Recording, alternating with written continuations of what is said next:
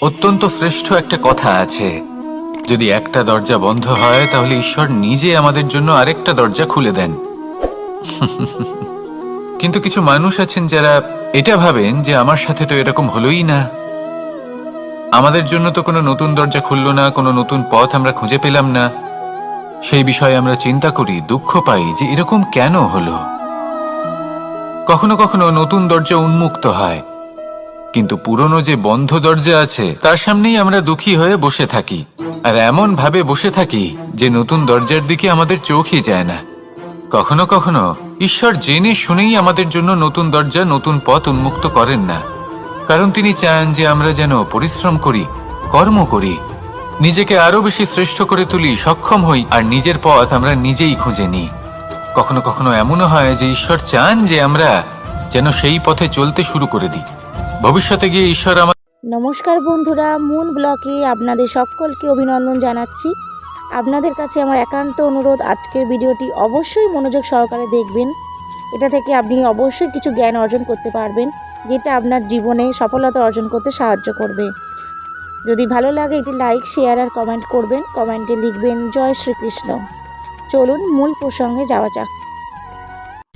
আমাদের মধ্যে এমন অনেক মানুষ আছেন যারা বই পড়তে পছন্দ করেন। অনেক মানুষ আছেন যারা ভিন্ন ভিন্ন রকমের কাহিনী পড়েন। এবার পড়তে পড়তে মাঝে এমন একটা অধ্যায় অবশ্যই আসে যা আমাদের হৃদয় স্পর্শ করে যায়। আমরা হৃদয় যন্ত্রণা অনুভব করি, তাও আমরা সেই কাহিনী শেষ পর্যন্ত পড়ি, এবং তখন আমরা বুঝতে পারি যে সেই যন্ত্রণাময় অধ্যায়টি কেন এসেছিল, তার থেকে আমরা কি শিক্ষা পেলাম, এবং আমরা অবশেষে লক্ষ্যেও পৌঁছলাম। কিন্তু যদি সেই যন্ত্রণাদায়ক অধ্যায়টিতে আপনি থেমে যান, আপনি যদি এটা ভাবেন যে আমি আর পড়তে পারবো না, তাহলে আপনি জানতেও পারবেন না যে পরবর্তীতে কি হতে চলেছে।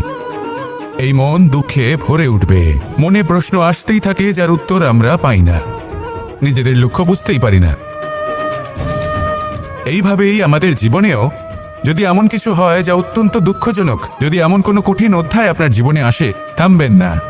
তাহলে আপনার জীবনের কাহিনীর একটি যন্ত্রণাদায়ক, দুঃখজনক অধ্যায় মাত্র। শেষ পর্যন্ত এই কাহিনীতে টিকে থাকুন, কর্ম করতে থাকুন। আপনি বুঝতে পেরে যাবেন যে এই কঠিন পরিস্থিতি আপনার জীবনে কেন এসেছিল। আপনি শিক্ষাও লাভ করবেন এবং লক্ষ্যও লাভ করবেন। আসুন আমার সাথে ভালোবেসে বলুন, রাধা রাধা। জল এ হলো জীবনের আধার পঞ্চতত্ত্বের মধ্যে একটি, আর অত্যন্ত বিশেষ। এর থেকে অনেক বড় শিক্ষা পাওয়া যায়। এই জল গন্তব্যের বিষয়ে এর স্পষ্ট ধারণা আছে, ও জানে ওর লক্ষ্য কি, আর প্রয়াস করে ততদূর সে পৌঁছেও যায়। এটি পর্বত থেকে বয়ে নিচে নেমে আসে, নদীর সাথে সমাহিত হয়ে তার সাথে বয়ে চলে, চিরসবুজ বনানী গড়ে তোলে, প্রাণীদের তৃষ্ণা নিবারণ করে, সামনে এগিয়ে চলে, মানুষের সাথে মিলিত হয়। যারা একে বাঁধের মধ্যে বেঁধে রাখতে চেষ্টা করে, সে বন্দি দশাতেও থেকে যায়, মানুষের কল্যাণ করে। তারপর বাঁধ থেকে মুক্তি পেয়ে এগিয়ে চলে, কোথাও ধাক্কা খায়, কোথাও বাধা পড়ে, কোথাও যদি পথ খুঁজে না পায় তাহলে পথ খুঁজেই নেয়, আর যেখানে পথ থাকে না সেখানে পথ বানিয়ে নেয়, আর শেষ পর্যন্ত নিজের লক্ষ্যে পৌঁছেই যায়, অর্থাৎ সমুদ্রে গিয়ে সমাহিত হয়ে যায়। আমাদেরও কিছুটা এরকমই হয়ে উঠতে হবে। যেখানেই যাবেন সকলের কল্যাণ করুন, সামনে এগোন। আপনি কোথাও পড়ে গেলে, ধাক্কা খেলে আঘাত লাগবেই, উত্থান পতন লেগেই থাকে। সামনে এগোতে থাকুন, কোথাও পথ না পেলে তা খুঁজে নিন, কোথাও পথ না থাকলে তা বানিয়ে নিন। নিজের গন্তব্যের কথা সবসময় মনে রাখুন। শেষ পর্যন্ত নিজের মোক্ষ লাভ আপনি অবশ্যই করবেন। আর আমার সাথে ভালোবেসে বলুন, রাধা রাধা। বস্ত্র আমাদের সকলের প্রিয়, এটা আমাদের জীবনযাপনের জন্য প্রয়োজনীয়। আমরা সবসময় চেষ্টা করি সেই বস্ত্র পরতে যা পরলে আমাদের দেখতে ভালো লাগে। কিন্তু কখনো এই কথা ভেবে দেখেছেন যে কিছু বস্ত্র যদি স্বচ্ছ হয় তাহলে তা পুরনো হলেও দেখতে ভালো লাগে? ঠিক তেমনই, যেমন কোনো খাবার যদি মশলাদার না হয়, অত্যন্ত সুস্বাদু নাও হয়, কিন্তু যদি তা গরম হয়, টাটকা হয়, তাহলে খেতে ভালোই লাগে। ঠিক সেইভাবেই যদি কোনো ব্যক্তি সুন্দর নাও হয় কিন্তু তার কথা খুবই মধুর হয়, তাহলে সেই ব্যক্তি সকলের প্রিয় হয়। কোনো ব্যক্তি যদি ধনবান নাও হন কিন্তু তিনি যদি গুণী হন তাহলে এই সংসারে সম্মান লাভ করেন। সেই জন্য কখনো এই বিষয়ে দুঃখ পাবেন না যে আপনার কাছে ভৌতিক স্বাচ্ছন্দ্য নেই। আপনার কাছে সব থেকে বড় বস্তু, সব থেকে মূল্যবান বস্তু যেটা আছে সেটা হলো আপনার আত্মা, আপনার মন, আপনার বিচারধারা, আপনার গুণ, আপনার কথা। এগুলো সবসময় শুভ রাখুন এবং সবসময় নিজের সাথে রাখুন। এই জীবন সফল হবে এবং প্রেমময় হয়ে বলে উঠবে রাধা রাধা। যতক্ষণ আমরা এই সংসারে জীবিত ততক্ষণ আমাদের সাথে সবকিছু থাকে। আমাদের ধন, সুখ স্বাচ্ছন্দ্য, আমাদের মিত্রগণ, আমাদের পরিবার, এই সমাজ, এই সবকিছু আমাদের সাথে থাকে। যেদিন আমরা এই সংসারকে ত্যাগ করব, এদের মধ্যে কেউ আমাদের সাথে যাবে না। না ধন, না স্বাচ্ছন্দ্য, না সম্পত্তি। এই সকল মানুষ, এই সমাজ, এরা শুধুমাত্রই শ্মশান পর্যন্ত আমাদের সাথে থাকতে পারবেন। তারপরে যদি আমাদের সাথে কিছু যেতে পারে তাহলে তা শুধুই আমাদের ধর্ম। আর এই সংসারে আমরা নিজেদের যে সুনাম রেখে যাই সেটা সম্ভব শুধুমাত্র কর্মের দ্বারা। সেই জন্য সংসারে যতদিন পর্যন্ত জীবিত আছেন, যদি কিছু অর্জন করতে চান তাহলে ধর্ম অর্জন করুন, ধর্মের বিষয়ে স্পষ্টতা অর্জন করুন এবং কর্ম অর্জন করুন। এটাই হবে আপনার অতীত এবং এটাই হবে আপনার ভবিষ্যৎ, এবং এটাই সকলকে প্রেরণা প্রদান করবে। আসুন আমার সাথে ভালোবেসে বলুন রাধা রাধা। আমরা সকলে শক্তি অনুভব করতে চাই। এবার যদি আপনাকে জিজ্ঞেস করা হয় যে সবথেকে বেশি শক্তির অনুভব কোথা থেকে করা সম্ভব, তখন কেউ কেউ বলবেন পুষ্টিকর আহার গ্রহণ করলে, ব্যায়াম করলে, কেউ বলবেন ধন লাভ করলে, বন্ধুদের থেকে, পরিবারের থেকে, আদি ইত্যাদি। এইভাবে আপনি শক্তির অনুভব অবশ্যই করতে পারেন, কিন্তু সবথেকে বেশি শক্তির অনুভব যদি আপনি করতে চান তাহলে তা পাবেন শুধু একতার দ্বারা, সংগঠনের দ্বারা। যদি আপনাকে উদাহরণ দিই, নিজের এই হাতটাকে দেখুন, 5টা আঙুল রয়েছে। কোনো একটা বস্তুকে নিজের একটা আঙুল দ্বারা তুলে ধরার চেষ্টা করে দেখুন, বড়ই কষ্ট হবে। তখন আপনি বুঝতে পারবেন যখন এই 5টি আঙুল একত্রিত হয় তখন কোনো কাজ কতটা সহজ হতে পারে। এটাই হলো শক্তি, একতার। সব থেকে ভালো উদাহরণ যদি আপনাকে দিই তাহলে বাঁশি। এই বাঁশি থেকে অত্যন্ত মধুর সুর নির্গত হয় যা সবার মন প্রসন্ন করে দেয়। এই কথা সত্যি, কিন্তু এই বাঁশি আমি 1টা বা 2টো আঙুল দিয়ে বাজাতে পারবো না। আমাকে প্রত্যেকটা আঙুল ব্যবহার করতেই হবে, তবেই এর থেকে মধুর সুর নির্গত হবে যা সকলকে প্রসন্ন করবে, ঠিক কিনা? ঠিক এইভাবেই যদি আপনি চান যে আপনার জীবনরূপী বাঁশি থেকেও মধুর সুর নির্গত হোক বা সবার মনকে প্রসন্ন করে তুলুক, তাহলে আপনাকেও জীবনে একতা নিয়ে আসতেই হবে। আপনি একাও কর্ম করতে পারেন, পথ চলতেও পারেন, সামনেও এগোতে পারেন, সাফল্যও লাভ করতে পারেন। কিন্তু যখন সকলে একসাথে এগোবেন, সেই পথে চলবেন, সেই কর্মই করবেন, তখন লক্ষ্যে অবশ্যই পৌঁছবেন, সাফল্য অবশ্যই লাভ করবেন। কিন্তু সেই সাফল্য এবং তার আনন্দর সংমিশ্রণটাই একটু অন্যরকম হবে। তাই জীবনে ঐক্যবদ্ধ হন, একসাথে মিলে এগোতে থাকুন, আর আমার সাথে ভালোবেসে বলুন রাধা রাধা। অনেক সময় আমাদের মনেই ভাবনা আসে যে আমাদের নিরীহ স্বভাবের সুযোগ নিয়ে এই সংসারের মানুষ শুধু আমাদের দুঃখই দেয়। কতবার এমন মনে হয় যে আমরা সবাইকে সাহায্য করার জন্য এগিয়ে যাই আর সকলে আমাদেরই দোষ দেয়। অনেক সময় এমন মনে হয় যে আমরা শুধুই সৎকর্ম করি, সকলের ভালো চাই, কিন্তু সকলে আমাদেরই বিষয়ে খারাপ কথা বলতে থাকে। দুঃখ হয়, কিন্তু আমাদের এটা ভেবে দেখা উচিত যে মানুষ আম গাছের গায়ে পাথর ছোড়ে, শাল গাছের গায়ে পাথর কেন ছোড়ে না? কারণ এই আম গাছে পাওয়া যায় মিষ্টি এবং সুস্বাদু ফল। অন্যদিকে শাল গাছ থেকে আমরা কি পাই? শুধুই কাঠ। তাই যদি আপনাকে কেউ কথা শোনায়, আপনাকে কোনো কিছুতে বাধ্য করার চেষ্টা করে, আপনার বিষয়ে অনুচিত কথা বলে, তাহলে নিশ্চয়ই আপনার মধ্যে এমন বিশেষ কিছু আছে যা তাদের মধ্যে নেই। নিজের মধ্যে আত্মবিশ্বাস বাড়িয়ে তুলুন, ধন্যাত্মক ভাব আনুন, সৎকর্ম করতে থাকুন। কোনো কটুতা এই মনে প্রবেশ করতে দেবেন না। এই মন সুপ্রসন্ন হয়ে বলবে রাধা রাধা। সমুদ্র মন্থনের সময় 2 ধরনের রত্ন লাভ করা হয়েছিল। প্রথম হলাহল, যার প্রভাব থেকে এই সমস্ত সংসারের জীবের প্রাণ বাঁচানোর জন্য মহাদেব তাকে নিজের কণ্ঠে ধারণ করে নিয়েছিলেন।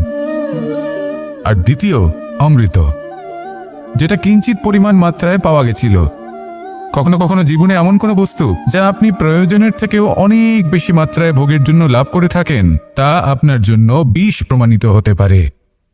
যেমন জল, প্রয়োজনের থেকে অনেক বেশি মাত্রায় যদি এই জল আসে তাহলে আপনার প্রাণ কাটতে পারে, কিন্তু পরিশ্রমের পরে এক পাত্র শীতল জল দ্বারা আপনি যদি স্নান করে নেন তাহলে তা আপনার শরীরের জন্য অমৃত হবে।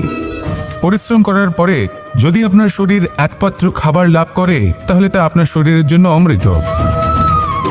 কিন্তু যদি কোনো পরিশ্রম না করেই আপনি দিনরাত শুধুই খাবার গ্রহণ করতে থাকেন তাহলে আপনার কাছে তা বিষ সমান।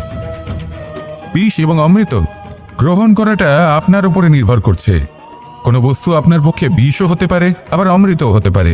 নির্ভর করছে যে আপনি সেটা কিভাবে ব্যবহার করছেন, কতটা মাত্রায় ব্যবহার করছেন।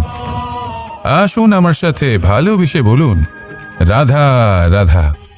মানুষের জীবন বড়ই বিচিত্র হয়। যেই মুহূর্তে জন্ম নেয় একটা প্রতিস্পর্ধায় প্রবেশ করতে থাকে। মানুষ জন্ম নেয় আর প্রতিস্পর্ধা শুরু হয়ে যায় ভাই এবং বোনের মধ্যে সর্বশ্রেষ্ঠ হবার, সবার থেকে এগিয়ে থাকার।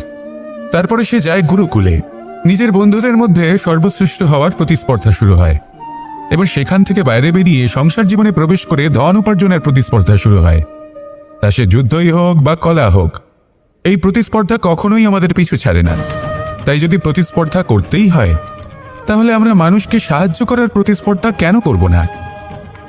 এমন এক প্রতিস্পর্ধা যাতে যে কেউ জিতুক বা যে কেউ হারুক না কেন, লাভ সকলের হবে। সকলের মধ্যে প্রেম বিতরণ করতে থাকুন, এইভাবেই আনন্দ বিতরণ করতে থাকুন, আর আমার সাথে ভালোবেসে বলুন, রাধা রাধা। এবার এই পুরুষার্থের বিষয়ে আপনারা অবশ্যই শুনেছেন, মোক্ষ, চতুর্থ পুরুষার্থ। আপনারা কি জানেন এই মোক্ষ আসলে কি? ধর্ম, অর্থ, কামনার পালন করতে করতে মৃত্যু লাভ করা, এটাই কি মোক্ষ? না, মোক্ষ হলো সেটাই যা জন্ম এবং মৃত্যুর ঊর্ধ্বে। প্রত্যেক ব্যক্তি, প্রত্যেক জীবই সংসারে কোনো না কোনো বিশেষ প্রয়োজনে আসে। ধর্মপথে, সৎপথে অর্থ উপার্জন করা, প্রয়োজনকে পূর্ণ করার চেষ্টা করতে করতে সেই প্রয়োজনকে পূর্ণ করা তাকে মুক্তির পথে নিয়ে যায়, যা হলো মোক্ষ। যদি এই মোক্ষ লাভ না হয় তাহলে মানুষ জন্ম এবং মৃত্যুর এই চক্রে বারবার ফিরে আসবে। তাই নিঃস্বার্থভাবে সদ্ভাব নিয়ে কর্ম করুন, সকলকে ভালোবাসুন, আর আমার সাথে বলুন, রাধা রাধা।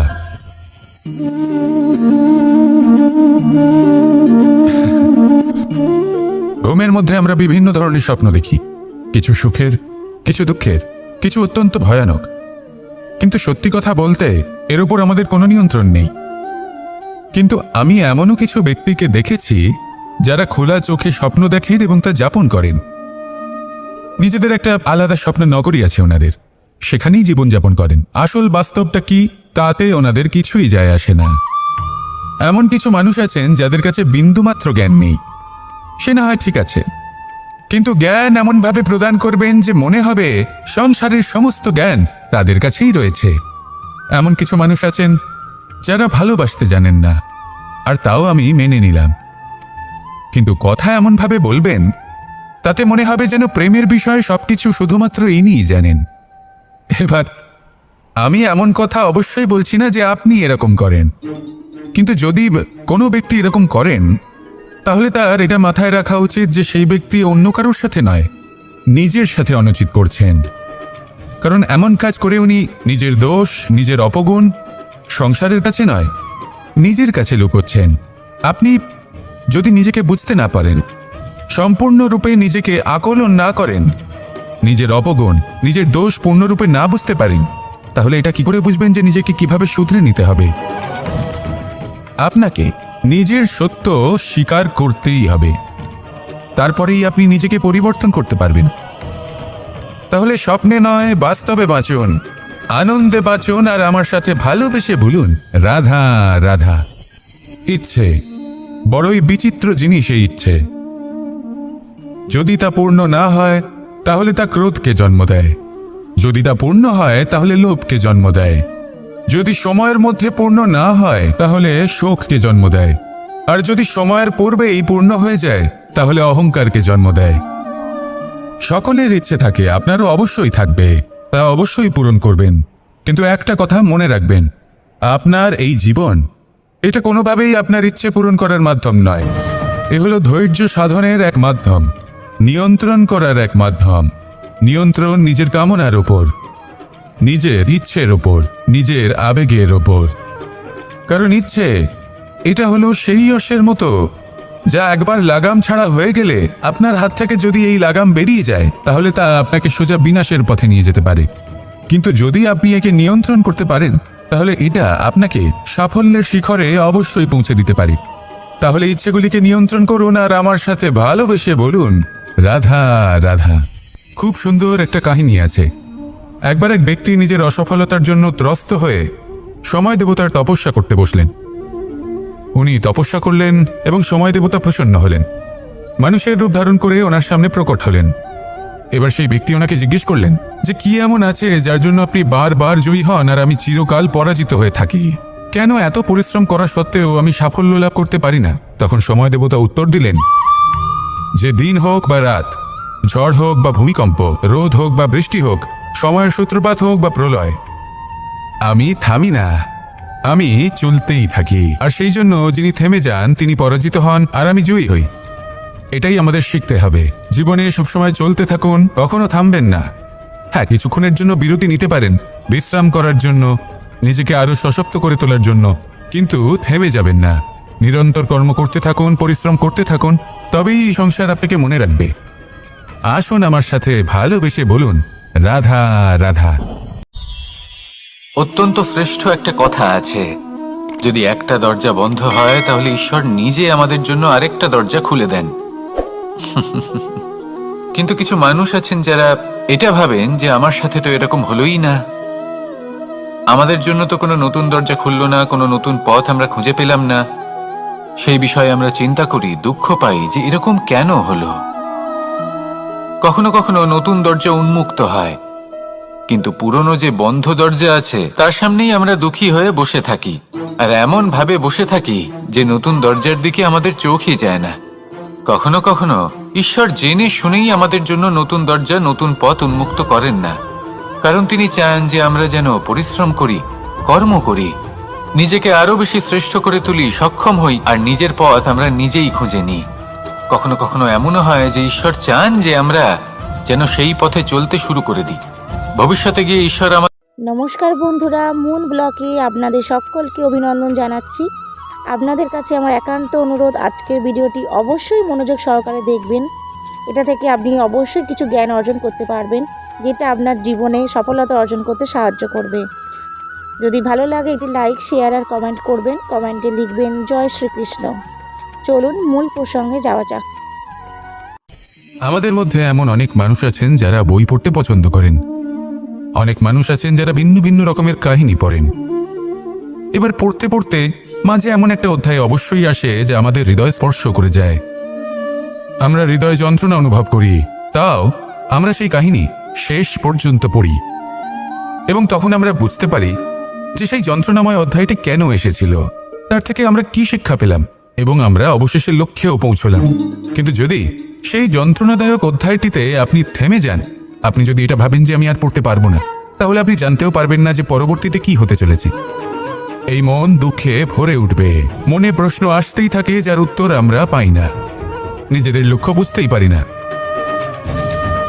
এইভাবেই আমাদের জীবনেও যদি এমন কিছু হয় যা অত্যন্ত দুঃখজনক, যদি এমন কোনো কঠিন অধ্যায় আপনার জীবনে আসে, থামবেন না। তাহলে আপনার জীবনের কাহিনীর একটি যন্ত্রণাদায়ক দুঃখজনক অধ্যায় মাত্র। শেষ পর্যন্ত এই কাহিনীতে টিকে থাকুন, কর্ম করতে থাকুন। আপনি বুঝতে পেরে যাবেন যে এই কঠিন পরিস্থিতি আপনার জীবনে কেন এসেছিল।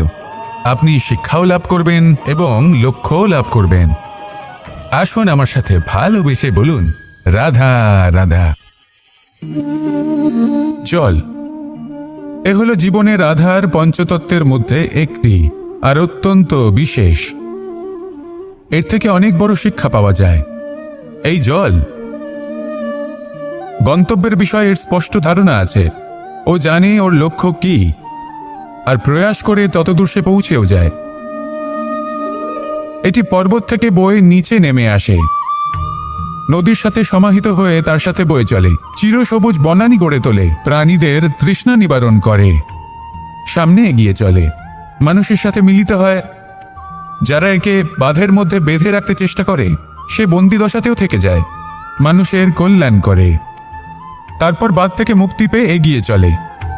কোথাও ধাক্কা খায়, কোথাও বাধা পড়ে, কোথাও যদি পথ খুঁজে না পায় তাহলে পথ খুঁজেই নেয়, আর যেখানে পথ থাকে না সেখানে পথ বানিয়ে নেয়, আর শেষ পর্যন্ত নিজের লক্ষ্যে পৌঁছেই যায়, অর্থাৎ সমুদ্রে গিয়ে সমাহিত হয়ে যায়। আমাদেরও কিছুটা এরকমই হয়ে উঠতে হবে। যেখানেই যাবেন সকলের কল্যাণ করুন, সামনে এগোন। আপনি কোথাও পড়ে গেলে, ধাক্কা খেলে আঘাত লাগবেই, উত্থান পতন লেগেই থাকে। সামনে এগোতে থাকুন।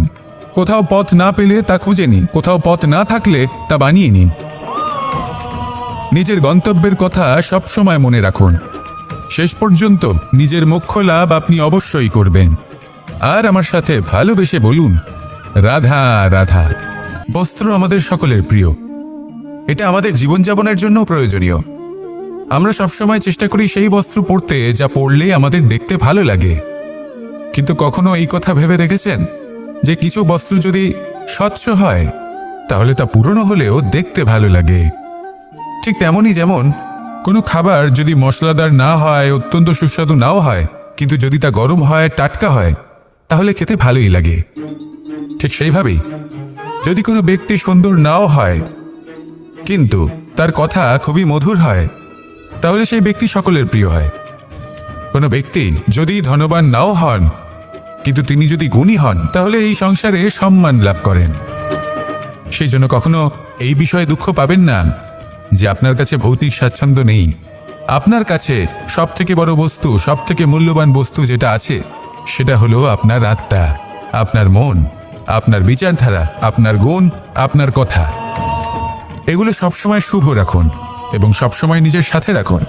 এই জীবন সফল হবে এবং প্রেমময় হয়ে বলে উঠবে, রাধা রাধা। যতক্ষণ আমরা এই সংসারে জীবিত ততক্ষণ আমাদের সাথে সবকিছু থাকে। আমাদের ধন, সুখ স্বাচ্ছন্দ্য, আমাদের মিত্রগণ, আমাদের পরিবার, এই সমাজ, এই সবকিছু আমাদের সাথে থাকে। যেদিন আমরা এই সংসারকে ত্যাগ করব, এদের মধ্যে কেউ আমাদের সাথে যাবে না। না ধন, না স্বাচ্ছন্দ্য, না সম্পত্তি। এই সকল মানুষ, এই সমাজ, এরা শুধুমাত্রই শ্মশান পর্যন্ত আমাদের সাথে থাকতে পারবেন। তারপরে যদি আমাদের সাথে কিছু যেতে পারে তাহলে তা শুধুই আমাদের ধর্ম। আর এই সংসারে আমরা নিজেদের যে সুনাম রেখে যাই সেটা সম্ভব শুধুমাত্র কর্মের দ্বারা। সেই জন্য সংসারে যতদিন পর্যন্ত জীবিত আছেন, যদি কিছু অর্জন করতে চান তাহলে ধর্ম অর্জন করুন, ধর্মের বিষয়ে স্পষ্টতা অর্জন করুন এবং কর্ম অর্জন করুন। এটাই হবে আপনার অতীত এবং এটাই হবে আপনার ভবিষ্যৎ, এবং এটাই সকলকে প্রেরণা প্রদান করবে। আসুন আমার সাথে ভালোবেসে বলুন, রাধা রাধা। আমরা সকলে শক্তি অনুভব করতে চাই। এবার যদি আপনাকে জিজ্ঞেস করা হয় যে সবথেকে বেশি শক্তির অনুভব কোথা থেকে করা সম্ভব, তখন কেউ কেউ বলবেন পুষ্টিকর আহার গ্রহণ করলে, ব্যায়াম করলে, কেউ বলবেন ধন লাভ করলে, বন্ধুদের থেকে, পরিবারের থেকে, আদি ইত্যাদি। এইভাবে আপনি শক্তির অনুভব অবশ্যই করতে পারেন, কিন্তু সবথেকে বেশি শক্তির অনুভব যদি আপনি করতে চান তাহলে তা পাবেন শুধু একতার দ্বারা, সংগঠনের দ্বারা। যদি আপনাকে উদাহরণ দিই, নিজের এই হাতটাকে দেখুন, 5টা আঙুল রয়েছে। কোনো একটা বস্তুকে নিজের একটা আঙুল দ্বারা তুলে ধরার চেষ্টা করে দেখুন, বড়ই কষ্ট হবে। তখন আপনি বুঝতে পারবেন যখন এই 5টি আঙুল একত্রিত হয় তখন কোনো কাজ কতটা সহজ হতে পারে। এটাই হলো শক্তি, একতার। সব থেকে ভালো উদাহরণ যদি আপনাকে দিই তাহলে বাঁশি। এই বাঁশি থেকে অত্যন্ত মধুর সুর নির্গত হয় যা সবার মন প্রসন্ন করে দেয়। এই কথা সত্যি, কিন্তু এই বাঁশি আমি 1টা বা 2টো আঙুল দিয়ে বাজাতে পারবো না। আমাকে প্রত্যেকটা আঙুল ব্যবহার করতেই হবে, তবেই এর থেকে মধুর সুর নির্গত হবে যা সকলকে প্রসন্ন করবে, ঠিক কিনা? ঠিক এইভাবেই যদি আপনি চান যে আপনার জীবনরূপী বাঁশি থেকেও মধুর সুর নির্গত হোক বা সবার মনকে প্রসন্ন করে তুলুক, তাহলে আপনাকেও জীবনে একতা নিয়ে আসতেই হবে। আপনি একাও কর্ম করতে পারেন, পথ চলতেও পারেন, সামনেও এগোতে পারেন, সাফল্যও লাভ করতে পারেন। কিন্তু যখন সকলে একসাথে এগোবেন, সেই পথে চলবেন, সেই কর্মই করবেন, তখন লক্ষ্যে অবশ্যই পৌঁছবেন, সাফল্য অবশ্যই লাভ করবেন। কিন্তু সেই সাফল্য এবং তার আনন্দর সংমিশ্রণটাই একটু অন্যরকম হবে। তাই জীবনে ঐক্যবদ্ধ হন, একসাথে মিলে এগোতে থাকুন, আর আমার সাথে ভালোবেসে বলুন, রাধা রাধা। অনেক সময় আমাদের মনেই ভাবনা আসে যে আমাদের নিরীহ স্বভাবের সুযোগ নিয়ে এই সংসারের মানুষ শুধু আমাদের দুঃখই দেয়। কতবার এমন মনে হয় যে আমরা সবাইকে সাহায্য করার জন্য এগিয়ে যাই আর সকলে আমাদেরই দোষ দেয়। অনেক সময় এমন মনে হয় যে আমরা শুধুই সৎকর্ম করি, সকলের ভালো চাই, কিন্তু সকলে আমাদেরই বিষয়ে খারাপ কথা বলতে থাকে। দুঃখ হয়, কিন্তু আমাদের এটা ভেবে দেখা উচিত যে মানুষ আম গাছের গায়ে পাথর ছোড়ে, শাল গাছের গায়ে পাথর কেন ছোড়ে না? কারণ এই আম গাছে পাওয়া যায় মিষ্টি এবং সুস্বাদু ফল। অন্যদিকে শাল গাছ থেকে আমরা কি পাই? শুধুই কাঠ। তাই যদি আপনাকে কেউ কথা শোনায়, আপনাকে কোনো কিছুতে বাধ্য করার চেষ্টা করে, আপনার বিষয়ে অনুচিত কথা বলে, তাহলে নিশ্চয়ই আপনার মধ্যে এমন বিশেষ কিছু আছে যা তাদের মধ্যে নেই। নিজের মধ্যে আত্মবিশ্বাস বাড়িয়ে তুলুন, ধন্যাত্মক ভাব আনুন, সৎকর্ম করতে থাকুন। কোনো কটুতা এই মনে প্রবেশ করতে দেবেন না। এই মন সুপ্রসন্ন হয়ে বলবে, রাধা রাধা। সমুদ্র মন্থনের সময় 2 ধরনের রত্ন লাভ করা হয়েছিল। প্রথম হলাহল, যার প্রভাব থেকে এই সমস্ত সংসারের জীবের প্রাণ বাঁচানোর জন্য মহাদেব তাকে নিজের কণ্ঠে ধারণ করে নিয়েছিলেন। আর দ্বিতীয় অমৃত, যেটা কিঞ্চিত পরিমাণ মাত্রায় পাওয়া গেছিল। কখনো কখনো জীবনে এমন কোনো বস্তু যা আপনি প্রয়োজনের থেকেও অনেক বেশি মাত্রায় ভোগের জন্য লাভ করে থাকেন, তা আপনার জন্য বিষ প্রমাণিত হতে পারে। যেমন জল, প্রয়োজনের থেকে অনেক বেশি মাত্রায় যদি এই জল আসে তাহলে আপনার প্রাণ কাটতে পারে, কিন্তু পরিশ্রমের পরে 1 পাত্র শীতল জল দ্বারা আপনি যদি স্নান করে নেন তাহলে তা আপনার শরীরের জন্য অমৃত হবে। পরিশ্রম করার পরে যদি আপনার শরীর 1 পাত্র খাবার লাভ করে তাহলে তা আপনার শরীরের জন্য অমৃত। কিন্তু যদি কোনো পরিশ্রম না করেই আপনি দিনরাত শুধুই খাবার গ্রহণ করতে থাকেন তাহলে আপনার কাছে তা বিষ সমান। বিষ এবং অমৃত গ্রহণ করাটা আপনার উপরে নির্ভর করছে। কোনো বস্তু আপনার পক্ষে বিষও হতে পারে, আবার অমৃতও হতে পারে। নির্ভর করছে যে আপনি সেটা কিভাবে ব্যবহার করছেন, কতটা মাত্রায় ব্যবহার করছেন। আসুন আমার সাথে ভালোবেসে বলুন, রাধা রাধা। মানুষের জীবন বড়ই বিচিত্র হয়। যেই মুহূর্তে জন্ম নেয় একটা প্রতিস্পর্ধায় প্রবেশ করতে থাকে। মানুষ জন্ম নেয় আর প্রতিস্পর্ধা শুরু হয়ে যায় ভাই এবং বোনের মধ্যে সর্বশ্রেষ্ঠ হবার, সবার থেকে এগিয়ে থাকার। তারপরে সে যায় গুরুকুলে, নিজের বন্ধুদের মধ্যে সর্বশ্রেষ্ঠ হওয়ার প্রতিস্পর্ধা শুরু হয়। এবার সেখান থেকে বাইরে বেরিয়ে সংসার জীবনে প্রবেশ করে ধন উপার্জনের প্রতিস্পর্ধা শুরু হয়। তা সে যুদ্ধই হোক বা কলা হোক, এই প্রতিস্পর্ধা কখনোই আমাদের পিছু ছাড়ে না। তাই যদি প্রতিস্পর্ধা করতেই হয় তাহলে আমরা মানুষকে সাহায্য করার প্রতিস্পর্ধা কেন করব না? এমন এক প্রতিস্পর্ধা যাতে যে কেউ জিতুক বা যে কেউ হারুক না কেন, লাভ সকলের হবে। সকলের মধ্যে প্রেম বিতরণ করতে থাকুন, এইভাবেই আনন্দ বিতরণ করতে থাকুন, আর আমার সাথে ভালোবেসে বলুন, রাধা রাধা। এবার এই পুরুষার্থের বিষয়ে আপনারা অবশ্যই শুনেছেন, মোক্ষ, চতুর্থ পুরুষার্থ। আপনারা কি জানেন এই মোক্ষ আসলে কি? ধর্ম, অর্থ, কামনার পালন করতে করতে মৃত্যু লাভ করা, এটাই কি মোক্ষ? না, মোক্ষ হলো সেটাই যা জন্ম এবং মৃত্যুর ঊর্ধ্বে। প্রত্যেক ব্যক্তি, প্রত্যেক জীবই সংসারে কোনো না কোনো বিশেষ প্রয়োজনে আসে। ধর্মপথে, সৎপথে অর্থ উপার্জন করা, প্রয়োজনকে পূর্ণ করার চেষ্টা করতে করতে সেই প্রয়োজনকে পূর্ণ করা তাকে মুক্তির পথে নিয়ে যায়, যা হলো মোক্ষ। যদি এই মোক্ষ লাভ না হয় তাহলে মানুষ জন্ম এবং মৃত্যুর এই চক্রে বারবার ফিরে আসবে।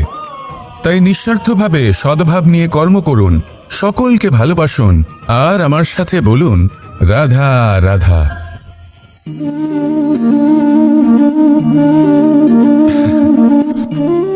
ঘুমের মধ্যে আমরা বিভিন্ন ধরনের স্বপ্ন দেখি, কিছু সুখের, কিছু দুঃখের, কিছু অত্যন্ত ভয়ানক। কিন্তু সত্যি কথা বলতে এর উপর আমাদের কোনো নিয়ন্ত্রণ নেই। কিন্তু আমি এমনও কিছু ব্যক্তিকে দেখেছি যারা খোলা চোখে স্বপ্ন দেখেন এবং তা যাপন করেন। নিজেদের একটা আলাদা স্বপ্নের নগরী আছে ওনাদের, সেখানেই জীবনযাপন করেন। আসল বাস্তবটা কি তাতে ওনাদের কিছুই যায় আসে না। এমন কিছু মানুষ আছেন যাদের কাছে বিন্দুমাত্র জ্ঞান নেই, সে না হয় ঠিক আছে, কিন্তু জ্ঞান এমনভাবে প্রদান করবেন যে মনে হবে সংসারের সমস্ত জ্ঞান তাদের কাছেই রয়েছে। এমন কিছু মানুষ আছেন যারা ভালোবাসতে জানেন না, আর তাও আমি মেনে নিলাম। কিন্তু কথা এমনভাবে বলবেন তাতে মনে হবে যেন প্রেমের বিষয়ে সবকিছু শুধুমাত্র ইনিই জানেন। এবার আমি এমন কথা অবশ্যই বলছি না যে আপনি এরকম করেন, কিন্তু যদি কোনো ব্যক্তি এরকম করেন তাহলে তার এটা মাথায় রাখা উচিত যে সেই ব্যক্তি অন্য কারোর সাথে নয়, নিজের সাথে অনুচিত করছেন। কারণ এমন কাজ করে উনি নিজের দোষ, নিজের অপগুণ সংসারের কাছে নয়, নিজের কাছে লুকোচ্ছেন। আপনি যদি নিজেকে বুঝতে না পারেন, সম্পূর্ণরূপে নিজেকে আকলন না করেন, নিজের অপগুণ, নিজের দোষ পূর্ণরূপে না বুঝতে পারেন, তাহলে এটা কি করে বুঝবেন যে নিজেকে কিভাবে শুধরে নিতে হবে? আপনাকে নিজের সত্য স্বীকার করতেই হবে, তারপরেই আপনি নিজেকে পরিবর্তন করতে পারবেন। তাহলে স্বপ্নে নয়, বাস্তবে বাঁচুন, আনন্দে বাঁচুন, আর আমার সাথে ভালোবেসে বলুন রাধা রাধা। ইচ্ছে বড়ই বিচিত্র জিনিস। এই ইচ্ছে যদি তা পূর্ণ না হয় তাহলে তা ক্রোধকে জন্ম দেয়, যদি তা পূর্ণ হয় তাহলে লোভকে জন্ম দেয়, যদি সময়ের মধ্যে পূর্ণ না হয় তাহলে শোককে জন্ম দেয়, আর যদি সময়ের পূর্বেই পূর্ণ হয়ে যায় তাহলে অহংকারকে জন্ম দেয়। সকলের ইচ্ছে থাকে, আপনারও অবশ্যই থাকবে, তা অবশ্যই পূরণ করবেন। কিন্তু একটা কথা মনে রাখবেন, আপনার এই জীবন এটা কোনোভাবেই আপনার ইচ্ছে পূরণ করার মাধ্যম নয়। এ হলো ধৈর্য সাধনের এক মাধ্যম, নিয়ন্ত্রণ করার এক মাধ্যম। নিয়ন্ত্রণ নিজের কামনার ওপর, নিজের ইচ্ছের ওপর, নিজের আবেগের ওপর। কারণ ইচ্ছে এটা হলো সেই অশ্বের মতো যা একবার লাগাম ছাড়া হয়ে গেলে আপনার হাত থেকে যদি এই লাগাম বেরিয়ে যায় তাহলে তা আপনাকে সোজা বিনাশের পথে নিয়ে যেতে পারে। কিন্তু যদি আপনি একে নিয়ন্ত্রণ করতে পারেন তাহলে এটা আপনাকে সাফল্যের শিখরে অবশ্যই পৌঁছে দিতে পারে। তাহলে ইচ্ছেগুলিকে নিয়ন্ত্রণ করুন আর আমার সাথে ভালোবেসে বলুন রাধা রাধা। খুব সুন্দর একটা কাহিনী আছে। একবার এক ব্যক্তি নিজের অসফলতার জন্য ত্রস্ত হয়ে সময় দেবতার তপস্যা করতে বসলেন। উনি তপস্যা করলেন এবং সময় দেবতা প্রসন্ন হলেন, মানুষের রূপ ধারণ করে ওনার সামনে প্রকট হলেন। এবার সেই ব্যক্তি ওনাকে জিজ্ঞেস করলেন যে কি এমন আছে যার জন্য আপনি বারবার জয়ী হন আর আমি চিরকাল পরাজিত হয়ে থাকি? কেন এত পরিশ্রম করা সত্ত্বেও আমি সাফল্য লাভ করতে পারি না? তখন সময় দেবতা উত্তর দিলেন যে দিন হোক বা রাত, ঝড় হোক বা ভূমিকম্প, রোদ হোক বা বৃষ্টি হোক, সময়ের সূত্রপাত হোক বা প্রলয়, আমি থামি না, আমি চলতেই থাকি। আর সেই জন্য যিনি থেমে যান তিনি পরাজিত হন আর আমি জয়ী হই। এটাই আমাদের শিখতে হবে। জীবনে সবসময় চলতে থাকুন, কখনো থামবেন না।